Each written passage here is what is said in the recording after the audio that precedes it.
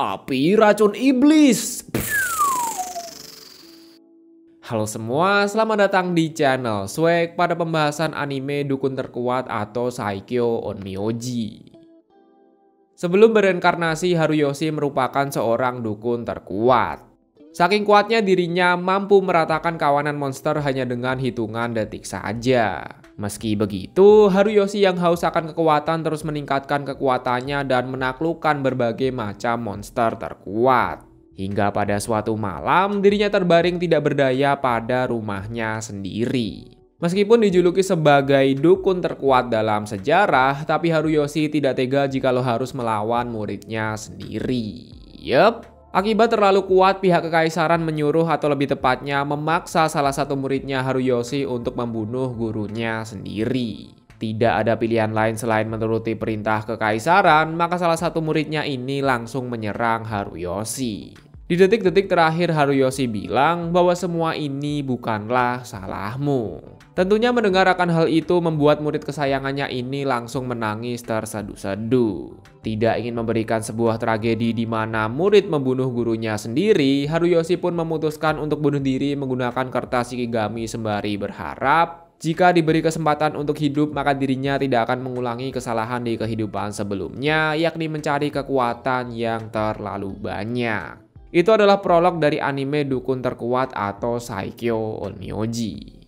Buat yang lagi nyari situs nonton anime di mana, silahkan cek di deskripsi video ya.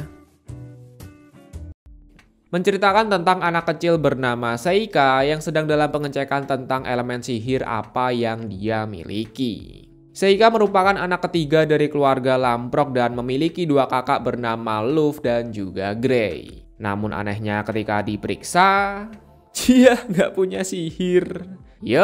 Di dalam tubuh Seika sama sekali tidak terdapat energi sihir. Dikarenakan Seika merupakan anak dari istri simpanan ditambah tidak memiliki energi sihir, maka di sini ayahnya yang bernama Blaze memutuskan untuk menyembunyikannya. Menyembunyikan yang dimaksud itu tidak dianggap sebagai keluarga resmi.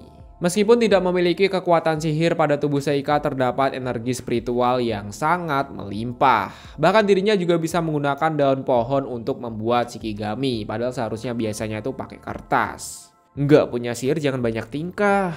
Karena Gray dibiarin malah semakin yang banyak tingkah, menggunakan Shikigami berwujud burung elang, Seika pun langsung menyerangnya. Minggir! Kebalikan dari Gray, Luffy merupakan seorang kakak yang agak bijaksana.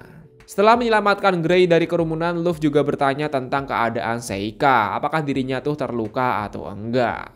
Ketika umur Seika menginjak 7 tahun, dirinya sama sekali tidak mendapatkan perayaan ulang tahun. Hal itu disebabkan karena Seika merupakan anak istri simpanan sekaligus Seika juga tidak memiliki kekuatan sihir.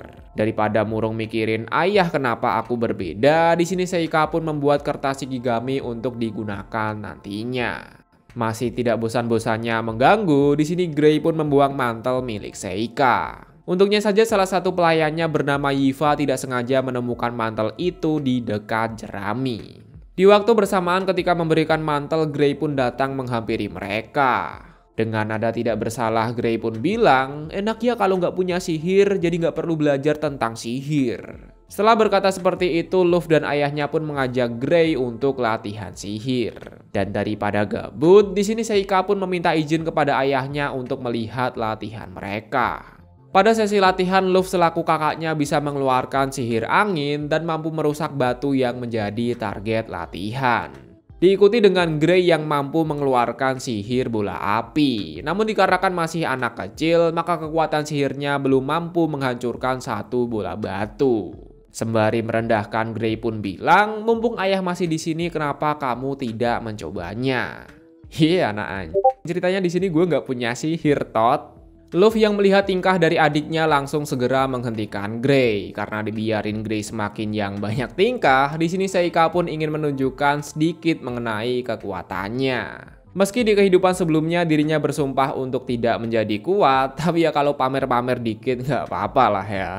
Menggunakan tongkat milik Gray, Seika pun mulai merapalkan mantra di dalam hati. Tepat ketika selesai merapalkan mantra dukun, Seika mampu mengeluarkan bola api berwarna biru. Serangan api itu juga langsung menghancurkan bola batu bahkan sampai ke meja-mejanya. Kok iso anjir? Semua orang langsung terkaget-kaget ketika melihat aksi dari Seika. Karena yang pertama tidak banyak orang yang bisa mengeluarkan api berwarna biru. Dan dalam perspektif mereka, Seika ini sama sekali tidak merapalkan suatu mantra. Kemudian ayahnya bilang bahwa tidak ada penyihir yang lahir tanpa sihir mampu menjadi penyihir terhebat. Ya iyalah, beda cerita kalau jadi dukun terkuat ya. Tapi setidaknya ayahnya berniat untuk memberikan pelajaran sihir kepada Seika sama seperti kakak-kakaknya. Dikala gabut menggunakan Shikigami, Seika pun mengintip latihan para kakaknya. Meskipun diberikan pelajaran sihir, tapi Seika tidak diajak untuk praktek kekuatan sihir. Jadi cuma pelajaran atau pengetahuan sihir saja. Hingga tak terasa 11 tahun pun telah berlalu. Tentunya seiring bertambahnya usia, maka kapasitas kekuatan spiritualnya juga semakin meningkat. Di kehidupan sebelumnya, Seika telah menaklukkan dan menyegel beberapa monster terkuat. Pada dasarnya ketika tersegel, maka monster itu akan dikurung pada alam lain. Dan alam lain itu tidak jauh berbeda dari isekai. Tidak jauh berbeda dari isekai.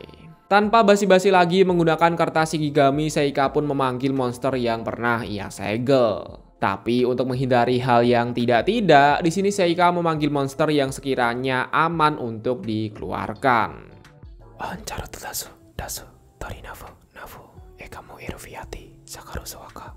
Haruyoshi sama. Di kehidupan sebelumnya, Kuda Kitsune merupakan wanita cantik, menawan, dan juga berwibawa. Tapi entah gimana ceritanya, saat ini Kuda Kitsune terlihat sangatlah muda atau bahkan seperti anak kecil. Biar yang lain tidak curiga, di sini Kuda Kitsune mengambil tubuh hewan Kitsune. Seika juga menegaskan bahwa dirinya bukanlah lagi Haruyoshi, melainkan anak kecil bernama Seika. Di hari berikutnya tidak sengaja Yifa menabrak dan membuat basah kemeja milik Grey. Tidak terima akan hal itu, Grey pun langsung segera melontarkan keluh kesahnya kepada Yifa. Tapi karena Grey itu aslinya baik hati, di sini Grey meminta Yifa untuk datang ke kamarnya pada malam hari agar supaya dirinya bisa mengajari tentang bagaimana cara menjadi budak yang baik dan benar. Sebenarnya lu cuman pengen gituan kan? Dengan mudah, Seika pun langsung menghadangnya.